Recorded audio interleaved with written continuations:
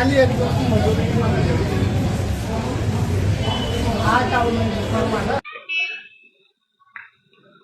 कांग्रेस जिंदाबाद, कांग्रेस जिंदाबाद, हमारी मांगे पूरी करो, गरीबों के साथ अन्याय, गरीबों के साथ अन्याय, कांग्रेस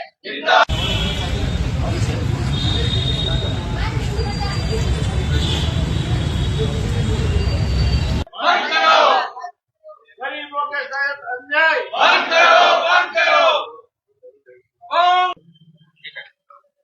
આજરોજ સુરત શહેર કોંગ્રેસ સમિતિ દ્વારા ઉધના વિસ્તારમાં આવેલ ઉધના ઝોન વિસ્તારમાં આવેલ જે ગરીબથી ગરીબ વિસ્તારો છે, સ્લમ વિસ્તારો છે, ઈડબ્લ્યુએસ આવાસો છે, તે અંગેના જે પ્રશ્નો છે તેની રજૂઆત કરવા અમે છેલ્લી 3 થી 4 મહિનાથી એની પાછળ ફોલોઅપ લઈ રહ્યા છે.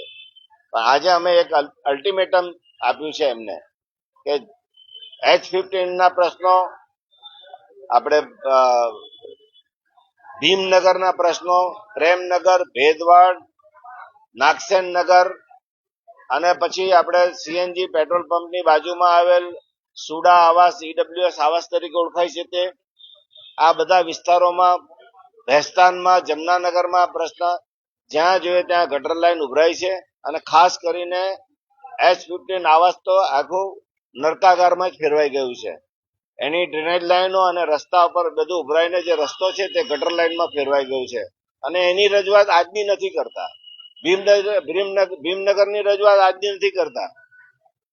જાજરૂ ગલીની પાછળનો ભાગ છે જે છે તે જાજરૂ ગલીઓને એને આરસીસી બનાવવાની વાત 4 થી 5 મહિનાથી કહે છે. હજુ એમ કે હજુ અમારે એની પ્રક્રિયા ચાલે છે. એટલે આજે અમે એમને ગંભીરતાથી કહી દીધું છે કે હવે અમે આંદોલનના માર્ગે જઈશું.